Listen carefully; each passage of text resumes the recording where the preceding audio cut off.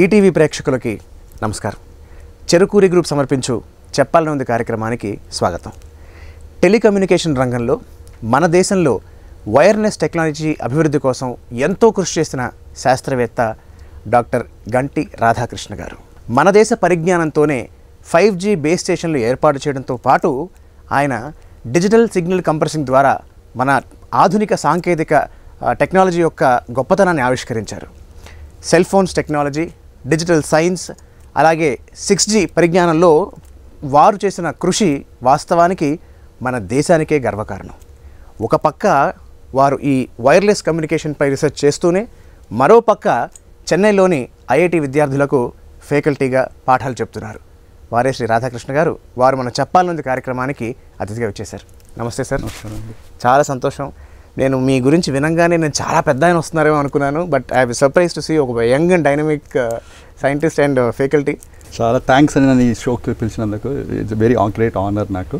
మా అదృష్టం అండి మీ బోటి వాళ్ళు రావడం. ఎందుకంటే మీరు దేశానికి ఎంతో సేవ చేస్తున్నారు అండ్ మీ బోటి వాళ్ళు చాలా విషయాలు చెప్పాలని మాకు ఉంది కాబట్టి మిమ్మల్ని ఈ కార్యక్రమానికి ఆహ్వానిస్తున్నాం. సో ఫస్ట్ ఆఫ్ ఆల్ ఒక ఫ్యాకల్టీగా ముందు మాట్లాడుతున్నారు సార్. మీరు ఐఐటి చెన్నైలో ఫ్యాకల్టీగా టీచ్ చేస్తున్నారు. మీరు ఏ సబ్జెక్ట్ టీచ్ చేస్తున్నారు అండ్ ఎప్పటి నుంచి టీచ్ చేస్తున్నారు? ఐఐటీలో 2011లో జాయిన్ అయ్యాను సార్. 2011 నుంచి అక్కడ టీచ్ చేస్తున్నాను. సో నేను కమ్యూనికేషన్ సబ్జెక్టులు అని నేను చెప్తాను. Digital signal processing, wireless communication, 5G, even programming కూడా చెప్తాను. నేను అండర్ గ్రాడ్యుయేట్లకి గ్రాడ్యుయేట్లు అందరికీ నేను కోర్సులు చెప్తానండి. సో మీరు ఐఐటి మెడ్రాస్లో చదువుకుని మళ్ళీ అక్కడే ఫ్యాకల్టీగా వెళ్ళారు. నేను జాయిన్ అయినప్పుడు నాకు చదువు చెప్పిన చాలామంది ఫ్యాకల్టీ ఇంకా ఉన్నారు అక్కడ. సో వాళ్ళు ఇప్పుడు నా కొలీగ్స్ అయ్యారు. సో వాళ్ళు they take very good care of me అండి. ఓకే, సో అదొక వేరే హోమ్లా ఉంటుంది నాకు. సార్, మన దేశ ఒక సమగ్ర అభివృద్ధికి మనకి టెక్నాలజీ అనేది ఎంత పాత్ర పోషిస్తుంది అండ్ అలాగే టెలికమ్యూనికేషన్స్ పరంగా మనం ప్రస్తుతం ఏ స్థాయిలో ఉన్నామని చెప్పుకోవచ్చు? ఎకనామిక్ అభివృద్ధి, కల్చరల్ అభివృద్ధి ఎంత ఇంపార్టెంటో టెక్నాలజికల్ అభివృద్ధి అంత ఇంపార్టెంట్. ఇప్పుడు మనం వేరే దేశాలు మనం చూసినప్పుడు మనకి ఎంత రెస్పెక్ట్ ఇస్తే అనేది మన టెక్నాలజీ మీద కూడా డిపెండ్ అవుతుంది. మనం వేరే దేశాలతో మనం ఎలా నెగోషియేట్ చేస్తాము, మన దేశంలో ఎంత టెక్నాలజీ డెవలప్ అయింది అనేది చాలా క్రిటికల్. అదే కాక మనం రోజు సెల్ ఫోన్లు వాడతాము, కంప్యూటర్లు వాడతాము, వీటన్నిటికీ టెక్నాలజీ డెవలప్ అవ్వాలి. అది దేశంలో డెవలప్ అయితే ఏంటంటే ఉపయోగం, దీనివల్ల మన ఇండస్ట్రీ, లోకల్ ఇండస్ట్రీ పెరుగుతుంది. ఓకే, మనకి ఆ టెక్నాలజీ డెవలప్ చేయడం వల్ల మనం సొంతగా డెవలప్ చేసి మనకు అది సెక్యూర్ ఉందని ఒక కాన్ఫిడెన్స్ ఉంటుంది. ఓకే, ఇది ఆర్థిక అభివృద్ధికును హెల్ప్ చేస్తుంది అన్నమాట. ఇండిజినియస్ టెక్నాలజీ డెవలప్మెంట్ అనేది వెరీ క్రిటికల్ పార్ట్, అది చాలా ఇంపార్టెంట్ అండి. అండ్ టెలికమ్యూనికేషన్స్ పరంగా మనం ప్రస్తుతం ఏ స్థాయిలో ఉన్నాం, వాటికి సంబంధించిన పరిశోధనలు ఎలాంటివి జరుగుతున్నాయి మనకి? ఇప్పుడు ప్రస్తుతానికి అందరికీ తెలిసినట్టు 5G టెక్నాలజీ డిప్లాయ్ అయింది. మన దేశం అంతా 5G టెక్నాలజీ డిప్లాయ్ అయింది. సెల్యులర్ టెక్నాలజీ అంటే రెండు భాగాలు ఉన్నాయండి. ఒకటి ఏంటంటే టవర్స్, నెట్వర్క్ అనేది టవర్స్, దాని టవర్స్, సర్వర్లు, రౌటర్లు అన్నీ. ఓకే, అది మనకి ఎయిర్టెల్, జియో ఇవన్నీ అందిస్తున్నాయి. ఇంకోటి సెల్ ఫోన్స్. సో ఈ రెండింటిని డివైడ్ చేసి ఆలోచిస్తే ఇప్పటికీ మనం సెల్ ఫోన్లు అనేవి మనం చాలా ఇంపోర్టే చేస్తున్నాం. ఇప్పుడు దేశంలో తయారు చేస్తున్నారు, కానీ డిజైన్లు అన్నీ ఇంకా బయట నుంచే జరుగుతున్నాయి అన్నమాట. మన గోల్ ఏంటంటే ఏమి ఉండాలంటే మనం ఈ సెల్ ఫోన్లో కొని మనం సొంతగా డిజైన్ చేయాలి, అందులో చిప్స్ డిజైన్ చేయాలి, చేసి ఇవన్నీ ఇండియాలో మ్యానుఫ్యాక్చర్ అయితే అప్పుడు we're at a level of other bigger countries మాట. నెట్వర్క్ పరంగా చూస్తే నెట్వర్క్ పరంగా బాగా మనం వీఆర్ డూయింగ్ వెరీ గుడ్, మనం బాగా చేస్తున్నామండి. ఓకే, ఎందుకంటే ఇప్పుడు 4G డిప్లాయ్మెంట్ చూసారనుకోండి, BSNLది అదంతా ఇండిజినియస్ టెక్నాలజీతో డెవలప్ అయిందన్నమాట. సో మన దేశంలో తయారైంది, మన దేశంలో డెవలప్ చేయడం, తయారు చేయడం అంతా మన దేశంలో. ఎక్విప్మెంట్ కానీ సాఫ్ట్వేర్ కానీ అంతా మన దేశంలో తయారైంది. అది దాని చాలా గొప్పతనం. అది బిగ్ స్టెప్ టువర్డ్స్ ఆత్మనిర్భరత. ఇన్ షార్ట్ చెప్పాలంటే నెట్వర్క్ పరంగా మనం డీసెంట్ స్టేట్లో ఉన్నాం. ఇంకా సెల్ ఫోన్ అనేది వీఆర్ ఇన్ ఆ పాత్రలో మనం పెరుగుతున్నాం, కానీ ఇంకా మనకి చాలా దూరం ఉంది అక్కడికి వెళ్ళడానికి. అసలు ఈ జీలు ఏమిటి? ఈ 3G, మనం 2Gతో మొదలయ్యాం, ఈ 2G, 3G, 4G, 5G ఏమిటి? అండ్ ఈ జీలు పెరుగుతున్న కొద్దీ మన వాడుక స్పీడ్ పెరుగుతున్న వరకు కామన్ మ్యాన్కి బాగానే తెలుసు. బట్ కానీ ఇంకా ఇన్డెప్త్గా అసలు అదేమిటి, దానివల్ల ఉండే ఉపయోగాలు ఏంటి, ఇప్పుడు 6G కూడా రావాల్సిన ఆవశ్యకత ఏమిటి? సో 2G అనేది ఫస్ట్ ఫోన్ మనకి సెల్ ఫోన్ కింద తెలిసింది 2G. 2G అనేది ప్రపంచవ్యాప్తంగా డిప్లాయ్ అయిన పెద్ద టెక్నాలజీ సార్. ఇప్పటికీ 2G deployments are the biggest deployments in the world. Okay. So 2G మనకి ఏం చేసింది, 2G వల్ల అందరికీ ఫోన్లు అనేది, సెల్ ఫోన్లు అనేది ఒక అవగాహన వచ్చింది. అందరి దగ్గర 2G ఫోన్లు వచ్చాయి. ఐ మీన్ ఇప్పుడు అవి చాలా చీప్, కాస్ట్ తక్కువ, సో అందరూ వాడతారు. కానీ 2G ఫోన్లతో మనం ఏం చేయగలుగుతాం, ఓన్లీ మాట్లాడగలుగుతాం, ఇన్కమింగ్ అవుట్ గోయింగ్. ఆ తర్వాత 3G వచ్చింది. 3Gలో 2Gకి తేడా ఏంటంటే 3Gలో డిజిటల్ డేటా కొంచెం ఇంట్రడ్యూస్ చేశారు, ఎక్కువ మాట్లాడడానికే, కానీ కొంచెం డిజిటల్ డేటా ఇంట్రడ్యూస్, అక్కడే SMS అవన్నీ ఇంట్రడ్యూస్ అయ్యామని. 2Gలో తర్వాత అది వెనక్కి చేశారు, కానీ 3Gలో మెయిన్గా ఇంట్రడ్యూస్ అయ్యింది. 4G అనేది పెద్ద రెవల్యూషన్. 4G రెవల్యూషన్ ఎప్పుడైందంటే ఐఫోన్ స్టార్ట్ అయినప్పుడు అయింది. ఐఫోన్ 3Gలో మీద కొన్ని పనిచేసేది, కానీ ఏంటంటే పీపుల్కి ఏమర్థమైందంటే అది ఆ డేటా సరిపోయేది కాదు, స్పీడ్ ఉండేది కాదు, ఏమి ఎక్కువ చేయలేకపోయేవారు. సో అది మైండ్లో పెట్టుకొని 4Gని డెవలప్ చేశారన్నమాట. 4G మెయిన్గా డేటా కోసం అన్నమాట. ఓకే. డేటా పంపించడం, డేటా రిసీవ్ చేసుకోవడం, బ్రౌజ్ చేయడం, వీడియోలు చూడడం, దీనికోసం. ఓకే. సో అది చాలా, I mean it's a big hit, అది పెద్ద హిట్ అయింది. అందరూ 4G వాడుతున్నాం మన దేశంలో. ఐ మీన్ ఆల్మోస్ట్ ఎవ్రీవన్ అందరూ 4G మీద ఉన్నాం ప్రస్తుతానికి. ఇప్పుడు 5Gకి 4Gకి తేడా ఏంటంటే 5G ఆఫ్ కోర్స్ స్పీడ్ బాగా పెరిగింది 4G కన్నా, 10 రెట్లు పెరిగిన స్పీడ్. దానికి చాలా వర్టికల్స్ని సపోర్ట్ చేయడానికి తయారు చేశారన్నమాట. అంటే ఎగ్జాంపుల్ ఉదాహరణ చెప్తాను నేను. ఇప్పుడు ఇండస్ట్రీ ఉంది. ఇండస్ట్రీలో ఎక్విప్మెంట్ ఉంది. ఆ ఎక్విప్మెంట్ ఎలా కంట్రోల్ చేయాలి? ఒకటి ఏంటంటే వైర్లు వేయచ్చు, వైర్లు వేసి దాని ఎక్విప్మెంట్ కంట్రోల్ చేయొచ్చు. కానీ ఈ వైర్లు వేయడం వల్ల ఏంటవుతుందంటే ఆ వైర్లు వేయడానికి దారి కావాలి, అవి కట్ అయిపోతే తెలియదు. సో ఇలా రకరకాల ప్రాబ్లమ్స్ ఉంటాయి. సో ఈ వైర్లన్నీ తీసేసి ఆ ఎక్విప్మెంట్ని 5Gతో కంట్రోల్ చేయగలుగుతాం అనే క్వశ్చన్ వచ్చింది. ఓకే. సో దానికి ఏం చేస్తారంటే టెక్నాలజీ డెవలప్ చేశారు 5Gలో. సో ఇది ఏం చేస్తుంది, దీనివల్ల ఈ 5G టెక్నాలజీ డిలే తక్కువ ఉంటుంది, రిలయబిలిటీ, అంటే మనం ఒక ప్యాకెట్ పంపిస్తే ఆ ప్యాకెట్ అక్కడికి వెళ్తుంది, చాలా కాన్ఫిడెన్స్తో చెప్పచ్చు 5Gలో. అది 4Gలో చెప్పలేకపోయేవారు. ఓకే. సో ఈ రిలయబిలిటీ, ఈ ల్యాగ్ తగ్గడం వల్ల ఇండస్ట్రియల్ కంట్రోల్ చాలా పెరిగింది సార్. సో అదొక వర్టికల్. అది కూడా వైర్లెస్ అవ్వడం ఇది ఒక వర్టికల్ సార్. ఇంకొక vertical internet of things. Okay. So ఇప్పుడు మనకు అన్నిటినీ మానిటర్ చేయాలనుకుంటాం, ఫ్రిడ్జ్ల దగ్గర నుంచి, బిల్డింగ్ల దగ్గర, ఏసీ టెంపరేచర్ కంట్రోల్ దగ్గర నుంచి, కార్ల దగ్గర నుంచి, ఇవన్నీ మానిటర్ చేయడానికి మనకి వైర్లెస్ కమ్యూనికేషన్స్ కావాలి. సో ఇవి ఏంటంటే ఎక్కువ డేటా రేట్ ఉండవు, కానీ చాలా డివైజెస్ ఉంటాయి. ఓకే. ఒక ఇంట్లో ఒకవేళ నిజంగా IoT డివైస్ ఎనేబుల్ చేస్తే ఒక్కొక్క ఇంట్లోనే 100 డివైసుల దాకా ఉండొచ్చు. సో ఇవన్నీ చిన్న డేటాని ఎక్కువ డివైస్ ఎలా కనెక్ట్ అవుతాయి నెట్వర్క్, అదొక వర్టికల్ సార్. ఓకే. సో ఇలాంటి చాలా ఇంప్రూవ్మెంట్స్ 5Gలో జరిగాయి 4G కన్నా. ఓకే. సో 5G అనేది ఒక మల్టిపుల్ వర్టికల్స్కి ఒక పునాదిలాగా అయిందన్నమాట. 6G అనేది ది నెక్స్ట్ క్రేజ్ డెవలప్మెంట్. ఇప్పుడు గేమింగ్ ఆడేవాళ్ళు ఉన్నారు అనుకోండి, XR అనే గేమింగ్ ఉంది. ఇప్పుడు VR XR అంటే మనం గాగల్స్ పెట్టుకొని ఆడుతూ ఉంటాం, లైవ్లో గేమ్ ఆడుతాం.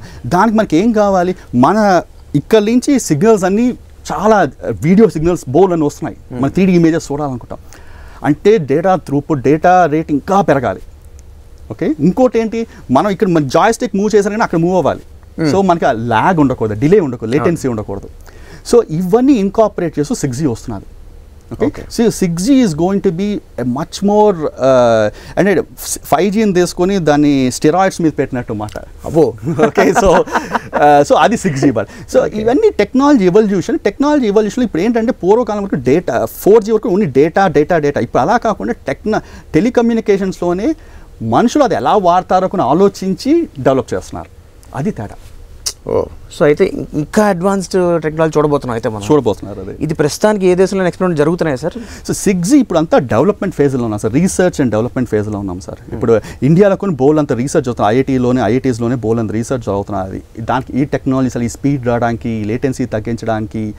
మళ్ళీ ఇప్పుడు ఏంటంటే ఇంకొక యూస్ కేస్ ఏంటంటే ఏరోప్లేన్ మీద వెళ్తూ మీ వాంట్ టు టాక్, మాట్లాడాలని. ఏరోప్లేన్ వెళ్తుంటే మనం అందరం సెల్ ఫోన్ ఆపేస్తాం కదా, 2 గంటలు మనం బోర్ కొడుతున్నాం అనుకోండి. ఇప్పుడు అక్కడ వీడియో ఎలా బ్రౌజ్ చేస్తారు.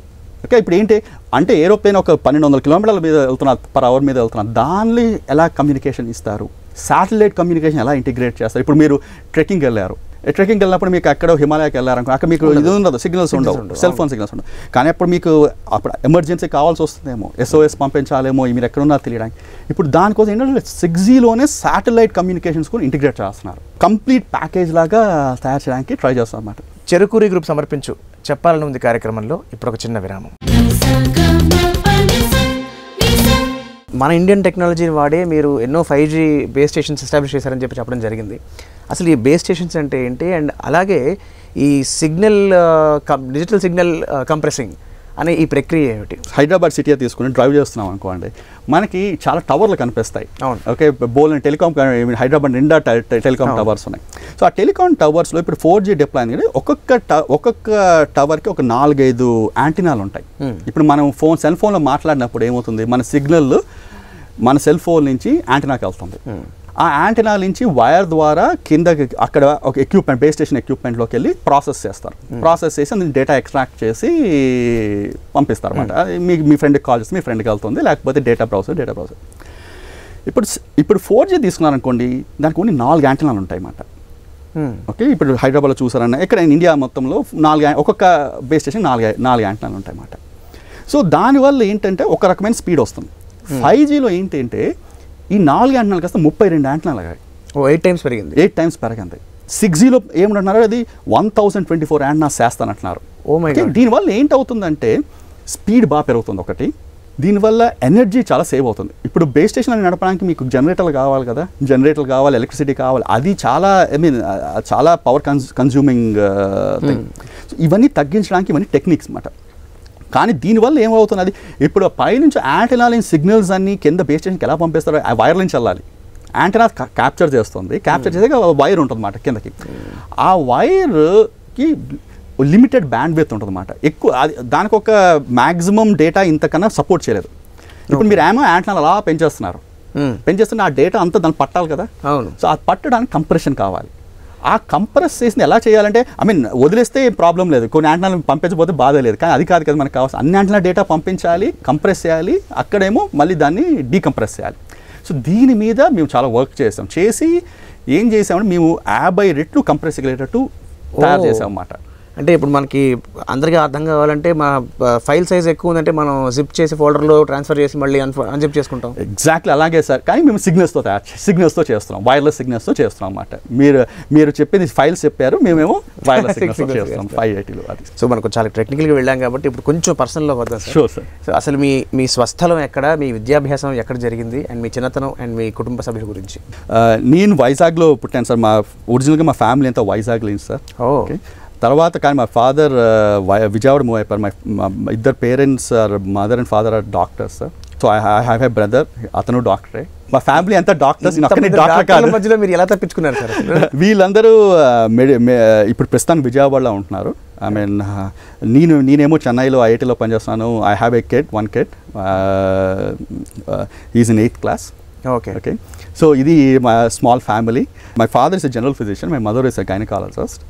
ఓకే, మై ఫాదర్ రిటైర్ అయినప్పుడు he retired as a principal of Siddhartha Medical College. Now of course ఇప్పుడు కూడా ఆయన వర్క్ చేస్తున్నాడు పిన్నమనేనిలో, head of department of medicine. Okay, so మీకు టీచింగ్ నాన్నగారి దగ్గర నుంచి అబ్బింది అయితే? వాళ్ళే ఇన్స్పిరేషన్ సార్ నాకు. ఓకే, ఒక విధంగా నేను ఇండియాకి రావడానికి కారణం కూడా వాళ్ళే. చిన్నప్పుడంతా వాళ్ళతో ఆ కాన్వర్జేషన్లో ఎప్పుడు ఈ గవర్నమెంట్ హాస్పిటల్ని ఎలా ఇంప్రూవ్ చేయాలి, దీన్ని ఎలా చేయాలి, అలా చేయాలి. సో అవన్నీ వింటూ పెరిగిన వాళ్ళం.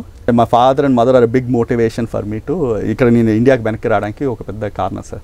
అండ్ మీ చైల్డ్హుడ్ ఎడ్యుకేషన్, మీ విద్యాభ్యాసంతో ఎక్కడ జరిగింది? అండ్ అలాగే సరే, ఇంతమంది డాక్టర్ల మధ్యలో ఉన్న మీరు ఖచ్చితంగా డాక్టర్ అవ్వాలి అనుకుంటారు మొదట్లో, అలా ప్రయత్నం కూడా చేశారు, ఒకసారి అడుగు కూడా వేశారు, బట్ మళ్ళీ మళ్ళారు మీరు ఇటువైపు. సో ఆ మన సైన్స్లోంచి మ్యాథ్స్లోకి ఎందుకు మారారు మీరు? నాకు చిన్నప్పటి నుంచి న్యూరో సర్జన్ అవ్వాలని ఒక కోరిక ఉండేది, వెరీ స్పెసిఫిక్గా న్యూరో సర్జన్ అవ్వాలని. యాక్చువల్గా 10th తర్వాత చైతన్యాన్ని జాయిన్ అయ్యాను, మెడికల్ బైపీసీ గ్రూప్ జాయిన్ అయ్యాను. వారం వెళ్ళే అనుకున్నాను. వారం వెళ్ళి ఎందుకో అది కుదరలేదు, అది వదిలేసి తర్వాత నేను హైదరాబాద్కి వచ్చి లిటిల్ ఫ్లవర్ జూనియర్ కాలేజ్లో చదివాను. సో నేను యాక్చువల్ హైదరాబాద్కి వచ్చి లిటిల్ ఫ్లవర్ జూనియర్ కాలేజ్, అప్పుడు నాకు ఇంకా ఐఐటీ అనేది తెలియదు. ఓకే, సో దానికోసమే నేను వచ్చి అప్పుడు మ్యాథ్స్లో మారాను అనమాట. మీరు న్యూరో సర్జన్ అవ్వాలని ఎందుకు అనుకున్నారు? దగ్గర ప్రత్యేక కారణం ఉందా? చాలా మంది డాక్టర్స్తో పెరిగాను సార్. మా ఫాదర్ ఫ్రెండ్స్ అందరూ డాక్టర్స్. అక్కడ రంగారావు గారు ఉండేవారు, ఆయన న్యూరో సర్జన్ అనమాట, ఆయన ఇన్స్పిరేషన్. సో ఆయన ఒక ఇన్స్పిరేషన్ అనమాట. ఆయన చూసి బ్రెయిన్ అనేది చాలా complicated entity sir. Always fascinate, ఇప్పటికీ నాకు ఫ్యాసినేషన్, కానీ అప్పుడు ఇంకా ఫ్యాసినేషన్ ఉండేది. సో అందుకో న్యూరో సర్జన్ అవ్వాలని. అంటే ఎందుకు అడిగానంటే న్యూరో సర్జన్లో కూడా కొంచెం సిగ్నల్ సంబంధించిన మ్యాటర్ కదా కూడా, అందుకే దానికి దీనికి లింక్ ఏమైనా ఉందేమో అని అడిగారు. ఓకే, అప్పుడు అంత ఆలోచించలేదు సార్. ఓకే, సో అయితే షిఫ్ట్ అయ్యాను సార్. షిఫ్ట్ అయ్యి ఇక్కడ లిటిల్ ఫ్లవర్ జూనియర్ కాలేజ్ చదివాను. ఇక్కడ సెకండ్ ఇయర్లో కృష్ణమూర్తి కోచింగ్ సెంటర్, ఇప్పుడు అది లేదు, ఇప్పుడు లేదు, అప్పుడు ఉండేది కృష్ణమూర్తిలో జాయిన్ అయ్యాను సెకండ్ ఇయర్. అది దానిలో నేను దెన్ ఐఐటీకి వెళ్ళాను సార్. ఐఐటీలో నేను మెకానికల్ ఇంజనీరింగ్ జాయిన్ అయ్యాను ఫస్ట్. ఓకే, మెకానికల్ బ్రాంచ్లో జాయిన్ అయ్యి ఫస్ట్ సెమిస్టర్ తర్వాత పర్ఫార్మెన్స్ బట్టి నన్ను ఎలక్ట్రికల్లోకి మార్చారు. బ్రాంచ్ చేంజ్ ఎలా చేసేవారు ఆ టైంలో. ఓకే, బీటెక్ మారాను. ఆ తర్వాత 4 years అయిపోయాక మళ్ళీ అక్కడే నేను ఎంటెక్ చేశాను. యాక్చువల్గా డ్యూయల్ డిగ్రీ అని ఎంటెక్ 5 years కోర్స్ చేసి BTech and MTech in electrical engineering wireless కమ్యూనికేషన్లో చేశాను. తర్వాత నేను యూఎస్కి వెళ్ళాను sir. University of Notre Dame అని షికాగో దగ్గర ఒక యూనివర్సిటీ. అక్కడ నేను PhD in electrical engineering and masters in applied mathematics చేశాను. ఆల్మోస్ట్ క్లోజ్ టు 5 years పట్టింది ఇది అవ్వడానికి. 2009 టైంలో యూనివర్సిటీ ఆఫ్ టెక్సస్ ఆస్టిన్లో పోస్ట్ డాక్టర్ ఫెలోషిప్ చేశాను. అక్కడ 2 years ఉండి తర్వాత ఐఐటీస్కి అప్లై చేశాను. రకరకాల చాలా ఐఐటీస్కి ఐఏఎస్సికి అన్ని అప్లై చేసి ఫైనల్గా ఐఐటీ మెడ్రాస్ని చూస్ చేశారు. అది ఇన్నేళ్ల పాటు చదివారు కదా మీరు, అంటే సంపాదించాలని ఒక చిన్న, అంటే జనరల్గా అందరికి ఉండేది అడుగుతున్నాను. ఎస్, సో సంపాదించాలని ఒక భయం, సంపాదిస్తాను లేదా ఇంకా చదవాలా అని మీకు ఎప్పుడు అనిపించి బ్రేక్ తీసుకోవాలనిపించలేదా? సార్ దీనికి 2 points. ఒకటేంటి, నాకు ఆల్వేస్ రీసెర్చ్ చేయాలని కోరుకుంటుంది. ఓకే, రీసెర్చ్ చేయాలి, టీచింగ్ చేయాలని కోరుకుంటుంది. నేను ఈవెన్ జాబ్కి వెళ్ళినా ఏమనుకోవాలంటే ఒక రీసెర్చ్ ఇన్స్టిట్యూట్లో జాయిన్ అవ్వాలని ఒక థాట్ ఉండేది. ఓకే, అది పర్స్యూ చేయాలంటే ఐఐటీస్లో ఫ్యాకల్టీ అవ్వడం ఇస్ ఎ గ్రేట్ ఆపర్చునిటీ, చాలా పెద్ద మంచి ఆపర్చునిటీ. సో అది ఒకటి చేయండి సార్. అది కాక ఒకటేంటంటే పేరెంట్స్ ఫ్యామిలీ అంతా వెల్ సెటిల్, అంత ఫైనాన్షియల్ స్ట్రెస్కుని ఉండేది కాదు. ఓకే, సో నాకు ఆ ఫ్రీడమ్ ఉండేది సార్. దట్స్ అది చాలా ఇంపార్టెంట్. అండ్ మై వైఫ్ శాంభవికును చాలా ప్రోత్సహించింది. మీకు పెళ్ళి అయ్యాక కూడా చదువుకుంటున్నారు మీరు? నేను 3rd year of PhDలో పెళ్ళి అయింది సార్. నాకు love marriage, arranged marriage? Arrange, proper arranged marriage sir. So definitely మెచ్చుకోవాలి. సో తాను చాలా ప్రోత్సహించింది. అండ్ అదే ఆపర్చునిటీ, ఇక్కడ ఆపర్చునిటీ రావడంతో బ్యాక్ వచ్చాం సార్. ఆవిడ గురించి మాట్లాడుకున్నాం కాబట్టి, ఆవిడ పేరేమిటి, ఆవిడ ఏం చేస్తుంటారు? సార్ శాంభవి లక్ష్మీ చిలుకూరి వాళ్ళ ఫుల్ నేమ్. నేను అక్కడ పిహెచ్డి చేసినప్పుడు తను మాస్టర్స్ ఇన్ ఇన్ఫర్మేషన్ టెక్నాలజీ చేశాను సార్ ఇండియానా యూనివర్సిటీలో. తనంతా ఐటీ బ్యాక్గ్రౌండ్లో ఉండేది. ఇక్కడికి వచ్చాక she worked in IT for a few years. తర్వాత ఏఎంఎల్ ఆర్టిఫిషియల్ ఇంటెలిజెన్స్ మిషన్ లెర్నింగ్లో పనిచేసింది. ఒక 4-5 years పనిచేస్తుంది. Okay, now she's an entrepreneur. She writes books for kids, children's books రాస్తుంది ఇండియన్ మైథాలజీ మీద. అరేవా, తను మ్యూజిక్ చెప్తుంది చిల్డ్రన్కి. తను ట్రైన్ హిందుస్థానీ సింగర్ అండ్ ఇప్పుడు కర్ణాటక నేర్చుకుంటున్నది లాస్ట్ ఫ్యూ years నుంచి. And now she teachers kids. she also consults a lot of companies for consultation ఇస్తుందన్నమాట. She's very dynamic, very dynamic sir. అంటే academic గా ఒక రకంగా స్ట్రాంగ్ గా ఉన్నారు, ఇంకో పక్కన పిల్లలకి మైథాలజీ మీద పుస్తకాలు, ఇంకో పక్కన సంగీతం, ఇంకో పక్కన consultant. Wonderful, very nice. And sir, మీరు మీ చిన్నతనంలో మీకు ఆకాశవాణి వచ్చే సైన్స్ ప్రోగ్రామ్స్ చాలా ఇంట్రెస్ట్ అని చెప్పి విన్నాము. అండ్ మీరు రీసెర్చ్ వైపు ఎక్కువ వెళ్ళడానికి కూడా అది ఏమన్నా కారణం అయిందా, ప్రేరణ అయిందా? నా చిన్నప్పుడు నాకు చాలా మంచి టీచర్స్ ఉండేవారు. ఓకే, నేను ప్రతి సమ్మర్లోనూ మా పెద్దత్త వైజాగ్లో ఉండేవారు. ఆవిడ హెడ్ మిస్ట్రెస్ కింద రిటైర్ అయ్యారన్నమాట. ప్రతి సమ్మర్ అక్కడికి వెళ్ళేవాడు అనమాట. ఆవిడ నాకు లెక్కలు చెప్పారు. సో నాకు లెక్కల మీద బాగా ఇంట్రెస్ట్ రావడం కారణం ఒక ప్రముఖంగా ఆవిడ ఒక చాలా ఇన్ఫ్లుయెన్స్ మాట నాకు. సో అలాగే విజయవాడలో ఒక మా మాస్టర్ గారు ఉండేవారు అన్నమాట. ఆయన నన్ను సైన్స్ ఎక్స్పెరిమెంట్స్ చేయించేవారు. ఆకాశవాణిలో నేను 2-3 టాక్స్ కొని ఇచ్చాను ఆ టైంలో.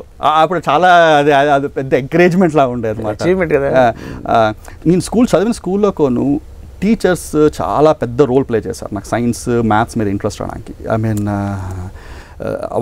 ఒక విధంగా చెప్పాను, వాళ్ళు లేకపోతే మటుకు నేను సైన్స్ మ్యాథ్స్ మీద ఇంట్రెస్ట్ వచ్చి ఇన్నేళ్ళు దాని మీద గడిపేవాడిని కాదు అసలు. సార్, అమెరికాలోని టెక్సాస్ యూనివర్సిటీలో మీరు పోస్ట్ డాక్టరల్ చేశారు. సో అక్కడ మీ రీసెర్చ్ టాపిక్ ఏంటి, అండ్ అక్కడ ఆ రీసెర్చ్ చేసే క్రమంలో మీకు ఎలాంటి సపోర్ట్ అందేది? ఇప్పుడు రీసెర్చ్ టాపిక్ కొంచెం ఎక్స్ప్లెయిన్ చేస్తాను సార్. ఇప్పుడు చెప్పాను కదా, మీ మల్టిపుల్ టవర్స్ ఉంటాయి, రకరకాల టవర్లు ఉన్నాయి. మేము హైదరాబాద్లో వెళ్తున్నప్పుడు అందరూ వైర్లెస్ సిగ్నల్ పంపిస్తున్నారు. Okay, so wireless signals wire లాగా కాదు కదా, 2 సిగ్నల్స్ వెళ్తుంటే 2 ఒకదానొకటిని ఢీ కొట్టుకుంటాయి. కొట్టుకుంటే ఏంటవుతుంది, సిగ్నల్ క్యాన్సిల్ అయిపోవచ్చు. దీన్ని ఇంటర్ఫియరెన్స్ అంటారు అన్నమాట. ఓకే, సో ఇంటర్ఫిరెన్స్ వస్తే ఏంటవుతుందంటే అక్కడ మీకు సిగ్నల్ రాదు. ఓకే సో ఇలాంటి పెద్ద నెట్వర్క్ ఉంది, పెద్ద చాలా బేస్ స్టేషన్లు ఇలాంటి టవర్లు ఉంటే ఈ ఇంటర్ఫిరెన్స్ అనేది ఎలా ఉంటుంది, దాని క్యారెక్టర్స్ ఏంటి, దాన్ని అసలు ఎలా తగ్గించగలుగుతాం, దీని మీద నా రీసెర్చ్ సార్. అప్పుడు వైర్లెస్ 5G వీటిల మీదే, సెల్యులర్ మీదే, కానీ ఈ స్పెసిఫిక్ టాపిక్ మీద నేను రీసెర్చ్ చేశాను. నా పిహెచ్డి అప్పటికోను ఇలాంటి దాని మీద వర్క్ చేశాను. అక్కడ నా అడ్వైజర్ మార్టిన్ హెంగి అని ఒక అడ్వైజర్, మై అడ్వైజర్స్ మార్టిన్ హెంగి. అతను he's from Switzerland. It's a perfectionist మాట. సో ఏం చేసినా చాలా డీప్గా చేయాలి. ఒక పేపర్ రాయడానికి ఒక 20 ఐటరేషన్స్ పట్టేవన్నమాట మాకు.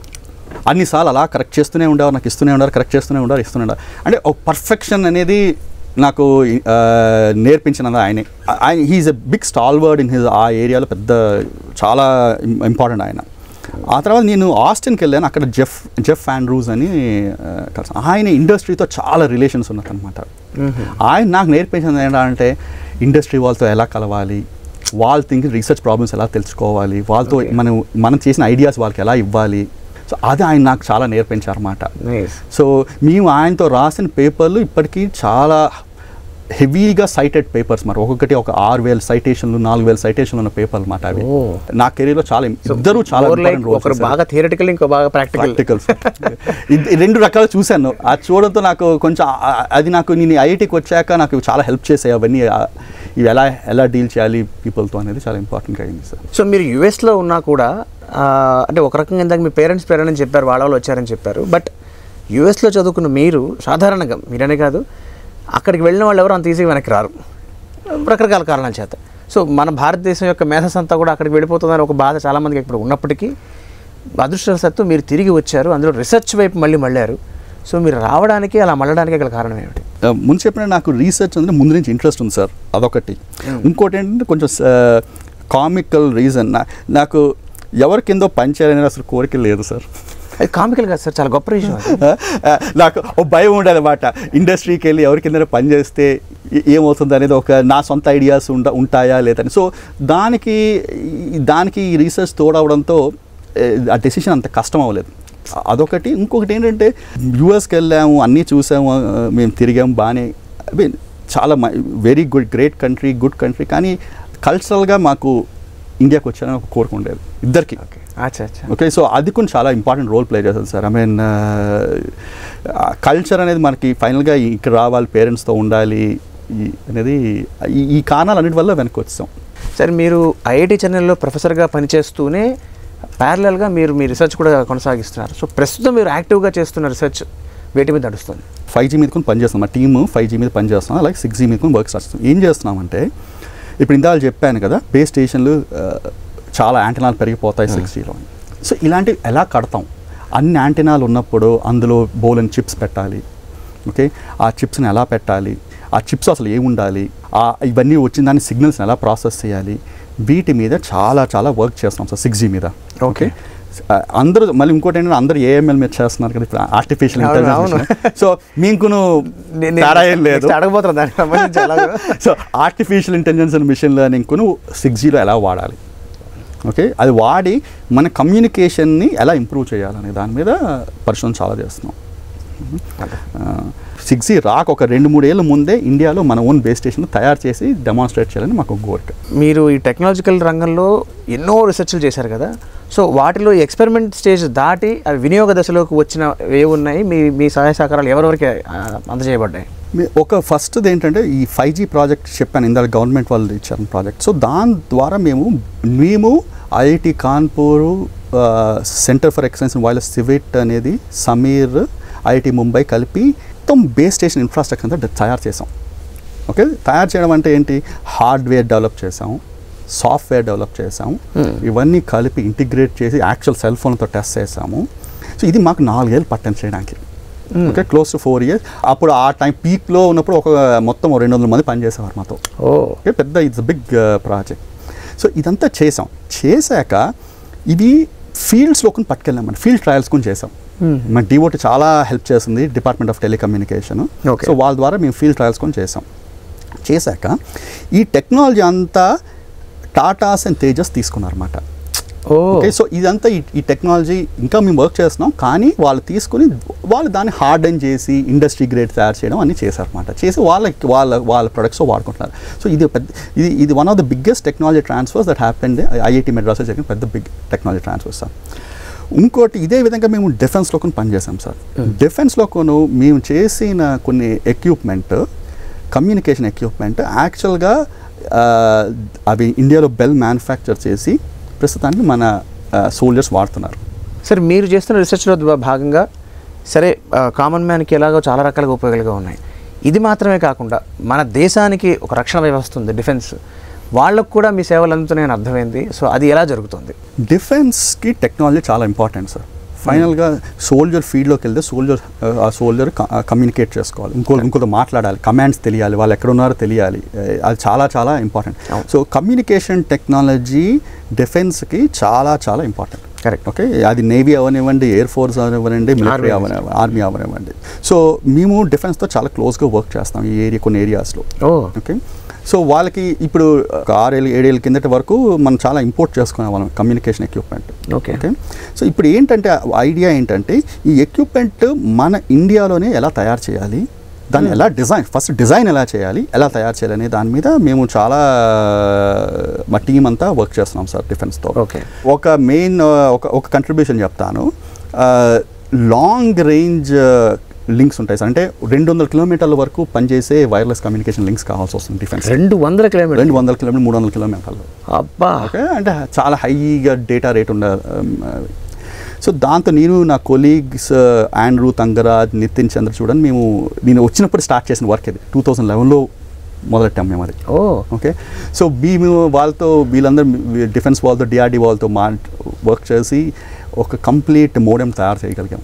మోడెం అంటే ట్రాన్స్మిటర్, రిసీవర్, పంపించేది రిసీవ్ చేసి అది ఫీల్డ్ ట్రయల్స్ అన్నీ అయ్యి ఆర్మీలోకి ఇండక్ట్ అయిపోయింది. Everyone are using it. This just one of the other examples. ఇదే నేనే కాక చాలామంది ఐఐటీస్లో చాలామంది ఫ్యాకల్టీ డిఫెన్స్తో వర్క్ చేస్తారు. చాలామంది తెలియదు, మన డిఫెన్స్ ఇండస్ట్రీతో చాలా పని చేస్తారు సార్. పని చేసి we build stuff for defence. Sir, wireless technology సంబంధించి మీరు చేసిన కృషి, రీసెర్చ్ని గుర్తించి కేంద్ర ప్రభుత్వం మీకు శాంతి స్వరూప్ భట్నాగర్ పురస్కారాన్ని అందించింది. అది చాలా great achievement.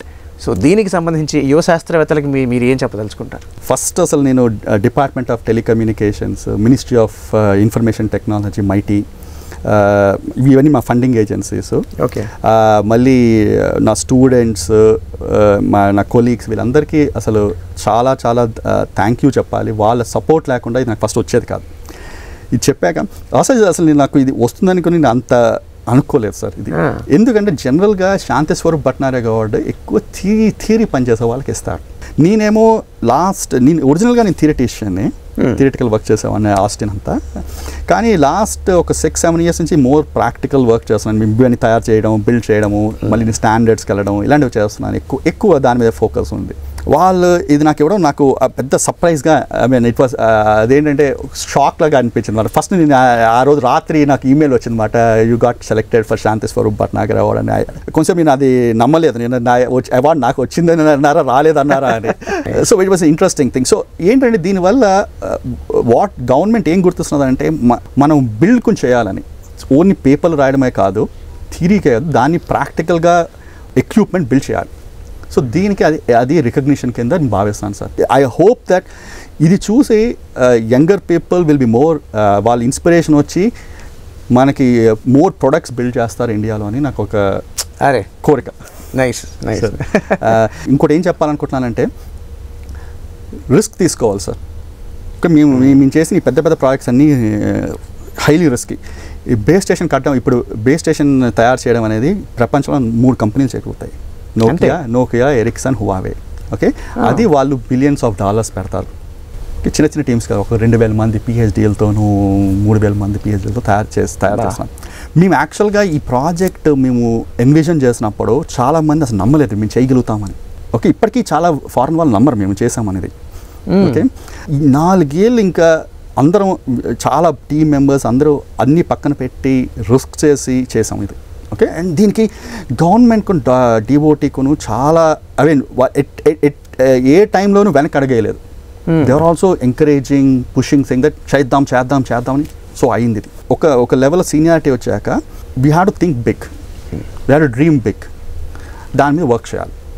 I think that is what I encourage కొత్తగా జాయిన్ అయిన ఫ్యాకల్టీ అని start thinking big and put effort to achieve it. Sir మనం ప్రపంచవ్యాప్తంగా చూసుకుంటే 5G వినియోగం ఏ దేశాల్లో అధికంగా ఉంది అండ్ ఆ దేశాల్లోనూ ఏ రంగాలకి ఎక్కువగా ఉపకరిస్తుంది అండ్ మన దేశంలో 5G వినియోగం ఏ స్థాయిలో ఉంది? సార్ 5G 2020లో స్టార్ట్ చేశారు సార్, అన్ని దేశాల్లో డిప్లాయ్ చేయడం. 2021లో స్టార్ట్ చేశారు సార్ అప్రాక్సిమేట్గా. సో ఆల్మోస్ట్ అన్ని developed countries, European countries, America, South Korea, Japan, China ఇవన్నిట్లోనూ 5G ఫుల్గా డిప్లాయ్ అయిపోయింది సార్. అందరూ వాడుతున్నారు, అన్నిటికీ చాలా యూస్ కేసెస్ వాడుతున్నారు. అసలు మెయిన్గా అందరూ డేటా కోసం వాడుతున్నారు.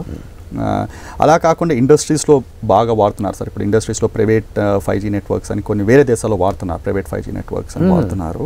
ప్రైవేట్ 5G అంటే ఏంటి సార్? ఎట్లాగా ప్రైవేట్ 5G అంటే ఏంటంటే సార్, ఒక పెద్ద ఆర్గనైజేషన్ ఉంది, ఒక సంస్థ ఉందనుకోండి, మీకు ఒక 50 బిల్డింగ్స్, ఒక పెద్ద కాలేజ్ ఫర్ ఎగ్జాంపుల్, కాలేజ్ లేకపోతే ఒక ఫ్యాక్టరీ తీసుకున్నాను అనుకోండి, వాళ్ళే ఆ 5G డిప్లాయ్ చేసుకోగలుగుతారు అన్నమాట.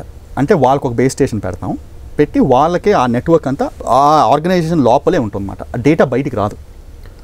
ఓకే, సో ఫర్ ఇండస్ట్రీ ఉందనుకోండి, ఇండస్ట్రీలో మ్యానుఫ్యాక్చరింగ్ చేస్తారు కదా, సో వాళ్ళకి అవన్నీ కనెక్టివిటీ కావాలి, అన్నీ కనెక్ట్ అయ్యి ఉండాలి, కంప్యూటర్లు అన్నీ కనెక్ట్ అయ్యి ఉండాలి, మిషన్లు కనెక్ట్ అయ్యి ఉండాలి. సో అది బయట నెట్వర్క్ వాడడం కన్నా, ఎయిర్టెల్ కానీ జియో కానీ బయట సర్వీస్ ప్రొవైడర్స్ వాడడం కన్నా వాళ్ళే 5G క్రియేట్ చేసుకుంటే అది సెక్యూరిటీ పెరుగుతుంది. వాళ్ళకి అది కావాల్సినట్టు దాన్ని వాళ్ళు మార్చుకోవచ్చు. మన ఇంట్లో వైఫై రౌటర్ పెట్టుకున్నారు. ఎగ్జాక్ట్లీ వైఫై రౌటర్లే సార్, వైఫై రౌటర్ లాగే కానీ 5G. That is called private 5G sir. అది వేరే దేశాల్లో బాగా, ఐ మీన్ ఇండస్ట్రియల్ కంట్రీస్లో అయింది, వాడుతున్నారు సార్. డ్రైవింగ్, సెల్ఫ్ డ్రైవింగ్ కార్స్కి 5G వాడుతున్నారు, రోబోటిక్ సర్జరీస్కి వాడుతున్నారు, అగ్రికల్చర్లో వాడుతున్నారు, IoTస్లో వాడుతున్నారు. చాలా వాటిలో 5G వెళ్ళింది సార్ బాగా. బట్ మన దేశంలో ఇప్పుడు ఏ స్థాయిలో మనకి మీరు గమనిస్తే 4G మన దేశానికి కొంచెం లేట్గా వచ్చింది. 4G ఒక ఆల్మోస్ట్ 5-6 ఏళ్ళు డిలే వచ్చింది సార్. కానీ 5G మటుకు కరోనా వల్ల ఒక ఏడాది లేట్ అయింది, కానీ మన 5G డిప్లాయ్మెంట్స్ అదే టైంలో స్టార్ట్ అయ్యాయి ఆల్మోస్ట్. ఓకే, చాలా ప్లాన్ చేశారు, DOT వాళ్ళు, గవర్నమెంట్ వాళ్ళు చాలా ప్లాన్ చేసి ఈసారి 5G కరెక్ట్ టైంలో డిప్లాయ్ చేశారు సార్. ఇప్పుడు మనకి ప్రస్తుతానికి ఎయిర్టెల్, జియో, వోడాఫోన్ అన్ని 5G మనకి ఇస్తున్నారు. అందరూ చాలా డేటా వాడుతున్నారు సార్ 5G అక్రాస్. ఇప్పటికి ఏంటంటే మేజర్ సిటీస్ అని, పెద్ద సిటీస్, Tier 2 సిటీస్ అన్నిట్లో డిప్లాయ్ అయింది. ఓకే, ఇంకా రూరల్ ఏరియాస్లో ఇంకా కొంచెం డిప్లాయ్మెంట్ జరుగుతున్నది, ఇంకా ఫుల్గా అవ్వలేదు. ఇంకొక ఏడాది అలా టైంలో అంత ఐ థింక్ మొత్తం పాన్ ఇండియా అంతా 5Gకి డిప్లాయ్మెంట్ జరుగుతుంది సార్. ఓకే, సో ఇక్కడ కొన్ని ఆ మిగతా దేశంలో వాడినట్టు అన్ని చోట్ల వాడుతున్నారు, వేరే యూస్ కేసెస్ అన్ని కొన్ని జరుగుతున్నాయి. మనకి ఇంకా ఇండియాలో ప్రైవేట్ 5G నెట్వర్క్స్ రాలేదు. అది పాలసీ ఇష్యూ. సో అది గవర్నమెంట్ ఆలోచిస్తున్నది ఏం చేయాలనేది. సో బట్ అది రాలేదు, కానీ మిగతా యూస్ కేసెస్ ఆఫ్ 5G అన్ని మన ఇండియాలో కొంచెం చేస్తున్నారు సార్. సార్ మనం ఇప్పటిదాకా 5G గురించి మాట్లాడుకున్నాం. సో ఇంకొక అడుగు ముందుకేసి 6Gలోకి అడుగు పెడితే, 6Gలో కూడా మీరు ఇందాకన్నట్టుగా పరిశోధనలు చేస్తున్నారు. ప్రస్తుతానికి అవి ఏ దశలో ఉన్నాయి, వాటి నుంచి మన ఫలితాలు ఎప్పటికి ఆశించవచ్చు? 6Gలో ఇందాక చెప్పినట్టు చాలా రీసెర్చ్ జరుగుతుంది సార్. అన్ని IITస్లోనూ చాలా రీసెర్చ్ ఇన్స్టిట్యూట్లో వర్క్ జరుగుతున్నది.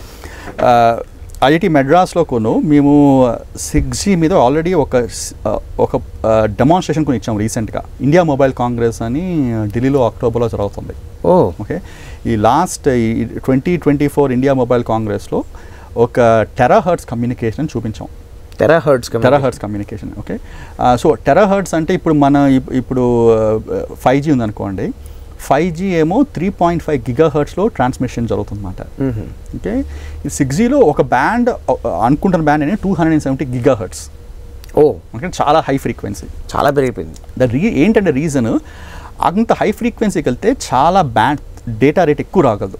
మేము ఏం చూపించామంటే 6 Gbps డేటా రేట్ చూపించాం. మొన్న IMCలో లైవ్ డెమాన్స్ట్రేషన్ చూపించాం సార్.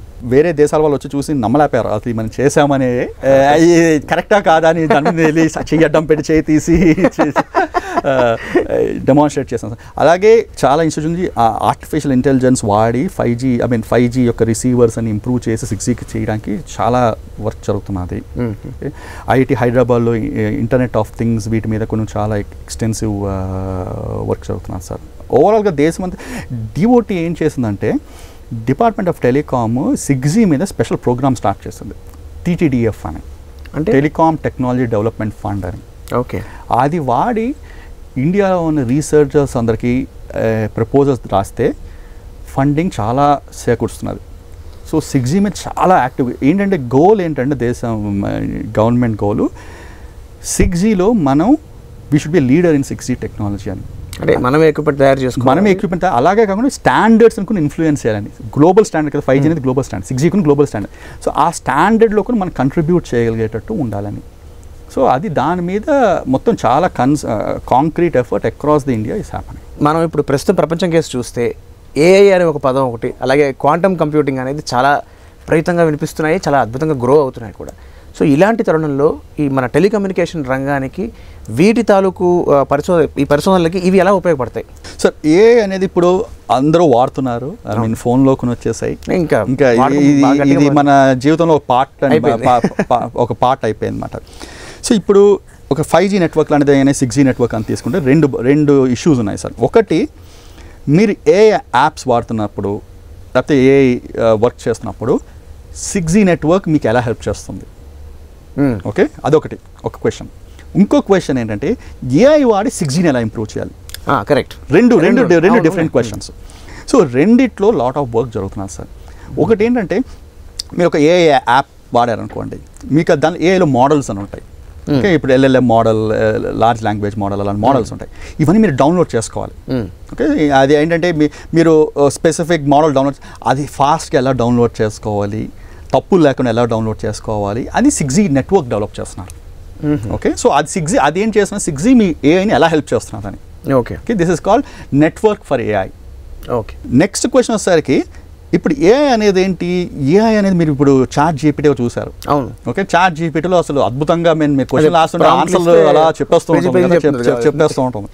సో ఇప్పుడు మనకు ప్రాబ్లం ఏంటి? ఇప్పుడు మనం సిగ్నల్ పంపేస్తాం, మీకు సార్ బేస్ స్టేషన్ సిగ్నల్ వచ్చింది. ఆ సిగ్నల్ సిగ్నల్ పంపించినట్టు రాదు కదా, అది కరప్ట్ అయిపోతుంది అన్నమాట. నాయిస్ వల్ల కరప్ట్ అవుతుంది, ఇంటర్ఫిరెన్స్ వల్ల కరప్ట్ అవుతుంది. 5G మీ సెల్ ఫోన్ ఏం చేయాలి? ఆ సిగ్నల్ నుంచి మీ డేటాని ఎక్స్ట్రాక్ట్ చేయాలి. ఓకే, వచ్చిన సిగ్నల్ నుంచి. ఓకే, ఓకే, ఇప్పుడు ఏఐ వాడి ఆ సిగ్నల్ ఎలా ఎక్స్ట్రాక్ట్ చేయాలని రీసెర్చ్ జరుగుతున్నది. ఓకే, అది ఏం చేస్తుంది? అది మనకు ఉన్న ప్రస్తుతం ఉన్న ఎక్స్ట్రాక్షన్కి ఇది హెల్ప్ చేస్తుంది అన్నమాట, చేసి ఇంప్రూవ్ చేస్తుంది. సో దీనివల్ల ఏంటవుతుంది, ఈవెన్ మీరు తక్కువ సిగ్నల్ పవర్ ఉన్నా you will be able to మీకు కాల్స్ వెళ్తాయి, డేటా రేట్ వస్తుంది అనమాట. ఈ విధంగా దీని మీద వర్క్ చేస్తుంది సార్. క్వాంటమ్కి వెళ్తే క్వాంటమ్ కంప్యూటర్ అనేది ఇంకా it's on going research sir. చాలా ఇంకా టైం పడుతుంది. క్వాంటమ్ ఏఐ చాలా మెచ్యూర్ అయింది, క్వాంటమ్ ఇంకా అంత మెచ్యూరిటీ లేదు. అంటే టెక్నాలజీలో ప్రొడక్ట్స్లోకి వచ్చేంత మెచ్యూరిటీ లేదు. 5G టవర్లు, ఈ బేస్ స్టేషన్ల ఏర్పాట్ల వల్ల ఆరోగ్య సమస్యలు, అలాగే ప్రకృతి విపత్తులు కూడా జరిగే ప్రమాదాలు ఉండే అవకాశం ఉంది అంటున్నారు. సో దీంట్లో ఎంతవరకు వాస్తవం ఉంది, దాని పట్ల మీ అభిప్రాయం? సార్ ఇప్పుడు నేను చెప్పేది నా పర్సనల్ ఒపీనియన్. ఫస్ట్, టవర్ మరీ దగ్గరికి వెళ్ళిపోయి 1 మీటర్ దూరం ముందు టవర్ ముందు కూర్చుంటే ఏమైనా ప్రాబ్లమ్స్ ఉండొచ్చు. అదే అక్కడ ఎవరు ఉండకూడదు. అది 1 మీటర్ మీరు అనేది ఒక 2-3 మీటర్స్ వరకు ఎవరు ఉండకూడదు. దూరం కాదు, టవర్స్ అలాగా పైన ఉంటాయి. సో జనరల్గా ఇవి ఏంటంటే 2 రకాల రేడియేషన్ ఉంటుంది సార్. ఒకటి అయనైజింగ్ రేడియేషన్, ఇంకోటి నాన్ అయనైజింగ్ రేడియేషన్. మనం వాడే ఈ ఫ్రీక్వెన్సీలని non ionising radiation. Okay, so non ionising radiation అంటే ఏంటంటే ఆటంలో ఎలక్ట్రాన్ని అది మూవ్ చేయలేదు. ఆటమ్ ఎలక్ట్రాన్ మూవ్ చేయలేవు అవి. ఆ ఫ్రీక్వెన్సీ సరిపోదు, ఎనర్జీ ఉండదు దానికి. ఓకే, అంటే ఎక్స్రేలో వెళ్తే అయనైజింగ్ రేడియేషన్. ఎక్స్రే కొట్టింది అనుకోండి, ఆటమ్స్ ఎలక్ట్రాన్స్ అని మూవ్ అవ్వచ్చు. ఓకే, సో ఇవన్నీ నాన్ అయనైజింగ్ రేడియేషన్. సో ఈ నాన్ అయనైజింగ్ రేడియేషన్ వల్ల థియరిటికల్గా ఏమీ ప్రాబ్లం ఉండకూడదు. ఎందుకంటే మా ల్యాబ్లో మేము రోజు వీటికి ఎక్స్పోజ్ అవుతూనే ఉంటాం. ఓకే, అలా అని వెళ్ళి బేస్ స్టేషన్ దగ్గరే కూర్చొని దాన్ని కౌగులించుకోమని చెప్పడం లేదు.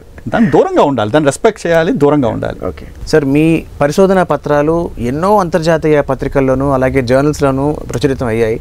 మీకు వాటిలో బాగా పేరు తెచ్చిపెట్టింది ఏది? సార్ నేను ఇందాక చెప్పాను కదా, నేను పోస్ట్ డాక్ చేస్తున్నప్పుడు ఇంటర్ఫీరెన్స్ మీద పనిచేస్తానని. సో అప్పుడు నేను సిగ్నల్స్ క్లాష్ అవడంతో ఓకే, దాని మీద ఎలా పాత సినిమాలో బాణాలు కొట్టుకోవడం గుర్తొచ్చింది. అలాగే సార్, ఎగ్జాక్ట్లీ అదే దీనికి దానికి తేడా ఏం లేదు. సో దాని మీద నేను పేపర్ రాశాను సార్. దానివల్ల ఏంటంటే అది కొత్త ఏరియాను ఓపెన్ చేసింది. ఓకే, సో దాని మీద అది చాలా సైటేషన్స్ వచ్చాయి. చాలా వేరే రీసెర్చర్స్ ఆ పేపర్ వాడారు, వాళ్ళు కొత్త రీసెర్చ్ పద్ధతులు కనుక్కున్నారు. సో అది బాగా నాకు పుష్ ఇచ్చింది. ఒక ప్రొఫెసర్ ఏమో ఆస్టిన్ పోస్ట్ డాక్ ప్రొఫెసర్, ఇంకో ప్రొఫెసర్ ఏమో ఫ్రాన్స్లో ఉంటారు, ఫ్రాన్స్వా బచెల్లీ అని. ఓకే, సో ముగ్గురు రాసిన పేపర్ సార్. దాంతో పెద్ద పుష్ వచ్చింది నాకు. సార్ మన భారతదేశంలో టెలికమ్యూనికేషన్ ఇండస్ట్రీకి సంబంధించి వీరిద్దరి పేర్లు చెప్పకపోతే అది చాలా ఇన్కంప్లీట్, అసంపూర్ణం అంటారు. వారిద్దరు ఎవరు, వారిద్దరూ మీకేమిటి? ఒకరు ప్రొఫెసర్ భాస్కర్ రామ్మూర్తి, ఇంకోళ్ళు ప్రొఫెసర్ కామకోటి. ప్రొఫెసర్ భాస్కర్ రామ్మూర్తి నాకు ఆయన గురువు, టీచర్ డైరెక్ట్గా. వెన్ ఐ వాస్ స్టూడెంట్, నేను ఐఐటీలో చదివాను కదా, అప్పుడు నాకు ఆయన చదువు చెప్పారు. Okay, direct student of his. I'm direct student of his. Okay, ఆయన ఇప్పుడు 2 ఏళ్ళ ముందట ఐఐటీ మెడ్రాస్ డైరెక్టర్ కింద రిటైర్ అయ్యారు. 10 ఏళ్ళు ఐఐటీ మెడ్రాస్ డైరెక్టర్ కింద చేశారు.